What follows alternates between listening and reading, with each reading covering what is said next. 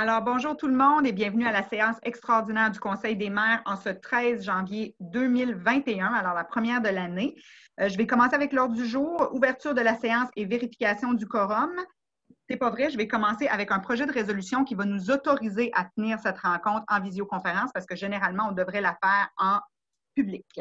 Donc, acceptation de la tenue de la séance à huis clos et de la participation des membres en visioconférence. Considérant le décret numéro 177-2020 du 13 mars 2020 qui a déclaré l'état d'urgence sanitaire sur tout le territoire québécois, considérant le décret 1-2021 du 6 janvier 2021 qui renouvelle cet état d'urgence sanitaire jusqu'au 15 janvier 2021, considérant l'arrêté numéro 2020-029, j'aurais peut-être pas dû lire tous les considérants, de la ministre de la Santé et des Services sociaux du 26 avril 2020 qui permet au Conseil de siéger à huis clos et qui autorise les membres à prendre part, délibérer et voter à une séance par tout moyen de communication, considérant qu'il est dans l'intérêt public de protéger la santé de la population des membres du Conseil des officiers municipaux, que la présente séance soit tenue à huis clos et que les membres du Conseil soient autorisés à y être présents et prendre part, délibérer et voter à la séance en visioconférence.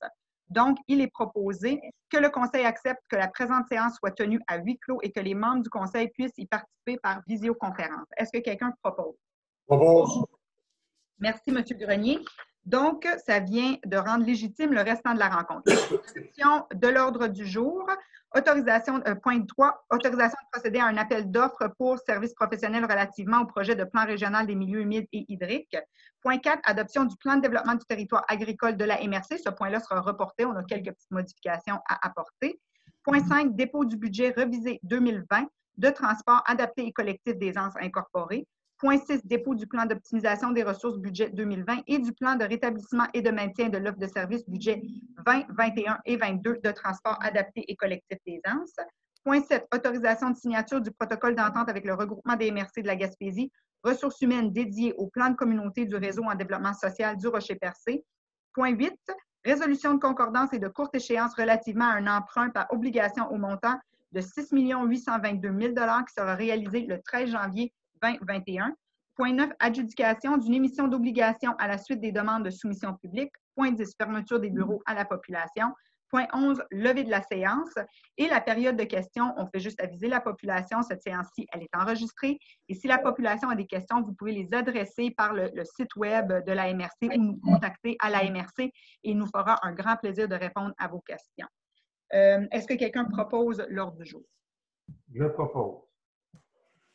Merci, M. Blondin. Alors, point 3, autorisation de procéder à un appel d'offres pour services professionnels relativement au projet de plans régionaux des milieux humides et hydriques. Madame Roussy. Oui, considérant qu'une MRC doit, en vertu de l'article 15 de la loi affirmant le caractère collectif des ressources en eau et favorisant une meilleure gouvernance de l'eau et des milieux associés, élaborer et mettre en œuvre un plan régional des milieux humides et hydriques à l'échelle de son territoire, considérant que la MRC doit déposer son plan régional des milieux humides et hydriques au ministère de l'Environnement et de la lutte contre les changements climatiques au plus tard le 16 juin 2022. Ça nous prendrait une proposition afin d'autoriser la direction générale à procéder à l'appel d'offres sur invitation pour services professionnels relativement au projet de plan régional des milieux humides et hydriques. Pause. Merci, M. Godbout. Point 4, adoption du plan de développement du territoire agricole, le point est reporté. Point 5, dépôt du budget revisé 2020 de transport adapté et collectif des ANSES. Madame Roussy. Oui, considérant que le ministère des Transports exige le dépôt d'un budget révisé 2020 à transport adapté et collectif des ANSES suite aux répercussions de la pandémie de la COVID-19, ça nous prendrait une proposition que le Conseil accepte le dépôt du budget révisé 2020 de transport adapté et collectif des ANSES. Je propose. Merci, Mme Poirier. Dépôt du plan d'optimisation des ressources budget 2020 et du plan de rétablissement et de maintien de l'offre de services 20, 21, 22 de transport adapté et collectif des ANSES. Madame Roussy. Oui, c'est toujours la même chose. C'est le ministère des Transports du Québec qui nous exige le dépôt d'un plan d'optimisation des ressources relativement au budget 2020 et d'un plan de rétablissement et de maintien de l'offre de services au niveau des budgets 2020, 2021 et 2022 à transport adapté et collectif des ANSES par rapport aux répercussions de la pandémie de la COVID-19. Donc, ça nous prendrait une proposition afin que le Conseil accepte le dépôt de ce plan, du plan des ressources et du plan de rétablissement et de maintien de l'offre de services de transport adapté collectif des ANSES. Je propose. Merci, Mme Poirier. juste pour rappeler à la population qu'on a un représentant de la MRC qui siège sur Transport des gens, et c'est M. Cyr, alors M. Gino Cyr de Grande-Rivière, qui est notre représentant à cette table. Point Il y a 7, des raisons pourquoi que je m'obtiens de faire les propositions pour ce dossier-là. Absolument. Et si jamais, quand il y a quoi que ce soit, M. Cyr nous fait un topo avant qu'on passe les résolutions. Autorisation de signature du protocole d'entente avec le regroupement des MRC de la Gaspésie, ressources humaines dédiées au plan de communauté du réseau en développement social Rocher-Percé. Madame Roussy? Oui, ça nous prend tout simplement une résolution pour autoriser la direction générale à signer le protocole d'entente avec le regroupement des MRC de la Gaspésie relativement aux frais en ressources humaines dédiés au plan de communauté. Je propose. Merci, M. Blondin. Point 8, résolution de concordance courte échéance relativement à un emprunt par obligation du montant de 6 822 000 qui sera réalisé le 13 janvier 2021. Madame Roussy. Oui, donc, considérant conformément au règlement d'emprunt suivant et pour les montants indiqués en regard de chacun d'eux, la MRC souhaite émettre une série d'obligations, soit une obligation par échéance pour un montant total de 6 822 000 qui sera réalisé le 26 janvier 2021, réparti comme suit. Donc, le règlement d'emprunt 249-2010 pour un montant de 1 822 000 et le règlement d'emprunt 325-2020 pour un montant de 5 millions. Considérant qu'il y a lieu de modifier les règlements d'emprunt en conséquence, considérant que, conformément au premier alinéa de l'article 2 de la loi sur les dettes et emprunts municipaux, pour les fins de cette émission d'obligations et pour les règlements d'emprunt numéro 249-2010 et 325-2020, la MRC souhaite émettre pour un terme plus court que celui originellement fixé à ces règlements. En conséquence, ça nous prendrait une proposition qui est résolue que les règlements d'emprunt indiqués au premier alinéa du préambule soient financés par obligation conformément à ce qui suit. Donc, les obligations, soit une obligation par échéance, seront datées du 26 janvier 2021. Les intérêts seront payables semi-annuellement, le 26 janvier et le 26 juillet de chaque année. Les obligations ne seront pas rachetables par anticipation. Toutefois, elles pourront être rachetées avec le consentement des détenteurs conformément à la loi sur les dettes et les emprunts municipaux. Les obligations seront immatriculées au nom de services de dépôt et de compensation, CDS, et seront déposés auprès de CDS. CDS agira au nom de ses adhérents comme agent d'inscription en compte, agent détenteur de l'obligation, agent payeur et responsable des transactions effectuées à l'égard de ses adhérents. CDS procédera au transfert de fonds conformément aux exigences légales de l'obligation à cet effet. Le Conseil autorise la Direction générale à signer le document requis par le système bancaire canadien intitulé « Autorisation pour le plan de débit préautorisé destiné aux entreprises ». CDS effectuera les paiements de capital et d'intérêt aux adhérents par des transferts électroniques de fonds. Et à cette fin, CDS prélèvera directement les sommes requises dans le compte à la Caisse populaire Desjardins du Centre-Sud de Gaspésien.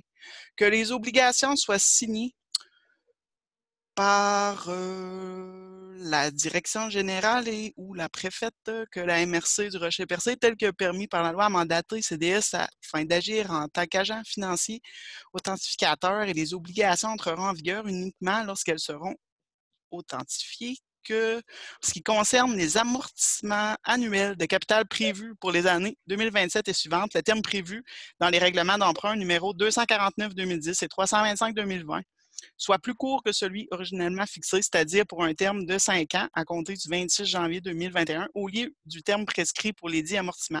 Chaque émission subséquente devra être pour le solde ou partie du solde dû sur l'emprunt. Je propose. Merci, Madame Poirier. Alors, c'est beaucoup de techniques. C'est monsieur C. C'est beaucoup de techniques. Ce que ça dit, c'est qu'on renouvelle des emprunts. Le taux d'intérêt est plus intéressant. Alors, ce qu'on va voir, c'est que c'est un bon timing pour le faire, mais on a l'obligation de renouveler des emprunts. Alors, on a l'obligation de tout lire ça, mais c'est ce que ça dit en gros. Alors, merci Mme Poirier de proposer. Et là, prochain point, ça finalise le tout. Adjudication d'une émission d'obligation à la suite des demandes. C'est M. Gino Cyr qui a proposé. Nadia. Oui. Oh, pardon, excusez-moi. J'ai changé de notre famille. Oui, mais... de sexe en même temps. J'étais sûre que j'avais entendu la voix, Cathy. Désolée. Alors, point 9, Mme Roussy, on ne lira pas tous les taux d'intérêt, hein? Non. OK, parfait. On va raccourcir un petit peu pour le souci du public.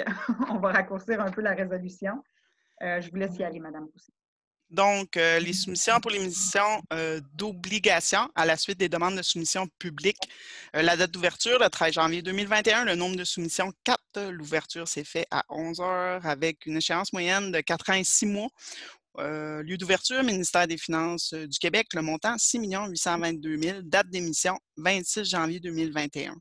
Considérant que conformément au règlement d'emprunt numéro 249-2010 et 325-2020, la MRC souhaite émettre une série d'obligations sur une obligation par échéance, considérant que la MRC a demandé à cet égard par l'entremise du système électronique, système d'adjudication et de publication des résultats de titres d'emprunt émis aux fins de financement municipal des soumissions pour la vente d'une émission d'obligations datée du 26 janvier 2021 au montant de 6 822 000, considérant qu'à la suite de l'appel d'offres public pour la vente de l'émission désignée ci-dessus, le ministère des Finances a reçu 4 soumissions conformes.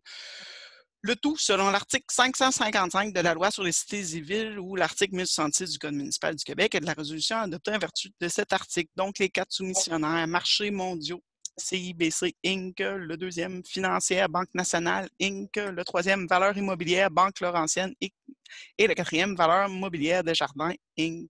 Considérant le résultat du calcul des coûts réels indique que la soumission présentée par la firme Marchés mondiaux, CIBC Inc. est la plus avantageuse. En conséquence, ça nous prendra une proposition qui est résolue que le préambule de la présente résolution en fasse partie intégrante comme s'il était ici au long reproduit, que l'émission d'obligations montant de 6 822 000 de la MRC soit adjugée à la firme Marchés mondiaux CIBC Inc., qu'une demande soit faite à ce dernier de mandater Service de dépôt et de compensation CDS pour l'inscription en compte de cette émission, que CDS agisse au nom de ses adhérents comme agent d'inscription au compte, agent détenteur d'obligations, agent payeur et responsable de transactions effectuées à l'égard de ses adhérents, que CDS procède au transfert de fonds conformément aux exigences légales de l'obligation. À cet effet, que le Conseil autorise la Direction générale à signer le document requis pour le système bancaire canadien intitulé « Autorisation pour le plan de débit préautorisé aux entreprises », que la préfète et la Direction générale soient autorisées à signer les obligations visées par la présente émission, soit une obligation par échéance. Merci, M. Grenier. Alors, encore une fois, juste pour rendre ça digeste, 2 différents règlements d'emprunt, un pour le LET, un pour l'aéroport. On doit les renouveler. Il y a eu des soumissions pour le taux d'intérêt. On renouvelle avec un taux d'intérêt plus intéressant qu'initialement. Alors, ça nous permet là, de faire des économies et en même temps de renouveler ces règlements d'emprunt-là tels qu'ils se doivent. Alors, merci, M. Grenier, pour la proposition. Et le dernier point, fermeture des bureaux à la population. Madame Roussy. Oui, considérant les recommandations et directives émises par le gouvernement et les autorités de la santé publique du Québec relativement à la pandémie de la COVID-19, considérant que la Direction générale a pris la décision de procéder à la fermeture des bureaux de la MRC à la population afin de préserver la santé et la sécurité de tous, on aurait besoin d'une proposition que le Conseil autorise la Direction générale à maintenir la fermeture des bureaux de la MRC à la population, et ce, jusqu'à nouvel ordre. Propose. Monsieur Grenier. Alors, c'est la fermeture de la rencontre, la levée de la séance. Est-ce que je pourrais avoir une proposition, s'il vous plaît? Je propose. Merci, M. Blondin. Donc, pour toute question concernant l'ordre du jour, vous pouvez vous adresser directement à la MRC et il nous fera plaisir de vous répondre. Alors, merci beaucoup. Et à la prochaine rencontre, que je crois sera en Zoom aussi, si je ne me trompe pas, ça va dépendre de ce qui se passe, mais c'est le 8 février. Hein? Alors, techniquement... La prochaine rencontre, Mme Nassian, aura lieu le 10 février. Le 10 février. OK. Alors, on verra rendu là, mais ça devrait être en personne. Parfait. Alors, merci tout le monde et à la prochaine. Merci. Bye.